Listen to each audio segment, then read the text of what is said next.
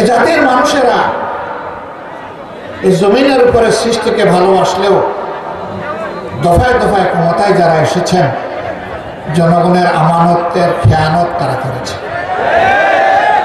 এই আমানতের মর্যাদা তারা রক্ষা করেননি। সেবকের কথা বলে ক্ষমতায় এসে তারা মালিক হয়ে বসেছিলেন।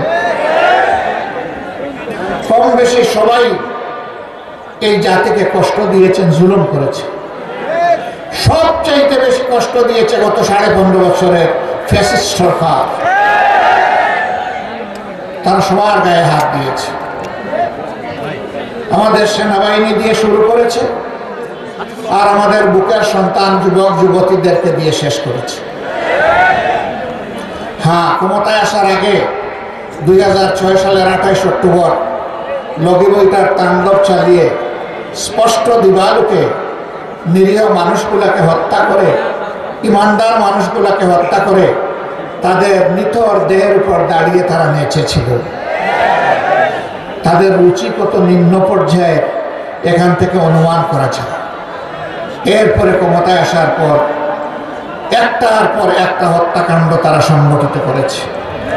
সর্বশেষ 2024 সালের 5 আগস্ট যেদিন তারা ক্ষমতা ছেড়ে দিশাহারা হয়ে পালালো, সেই দিন পর্যন্ত তারা গণহত্যা চালিয়ে হাজার হাজার মানুষকে খুন করেছে। 34,000-এর উপর মানুষকে তারা পঙ্গু করেছে। 500-র উপর আমাদের কলিজার টুকরা সন্তানদের 2 চোখ হারিয়ে গেছে, তারা অন্ধ হয়ে গেছে। এই দুনিয়ার সৌন্দর্য আর তারা কখনো দেখবে না। 750-এর উপর 1 চোখ হারাইয়া বাকি চোখটি নিয়ে তারা ঝুঁকিতে আছে। 34,000 মানুষ তারা জীবনের তরে পঙ্গু হয়ে গেছে।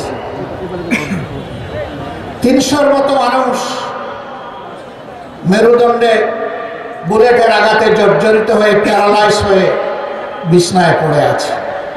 জীবনে হার উঠে বসতে পারবে না, দাঁড়াতে পারবে না, নিজের হাতে নিজের কাজ করতে পারবে না, এমনকি আল্লাহর দেওয়া রিজিকও নিজ হাতে তুলে খেতে পারবে না। এখন হাসপাতালের বেডে কাতরায়। এরা এত নিষ্ঠুর ছিলেন, এত নির্মম।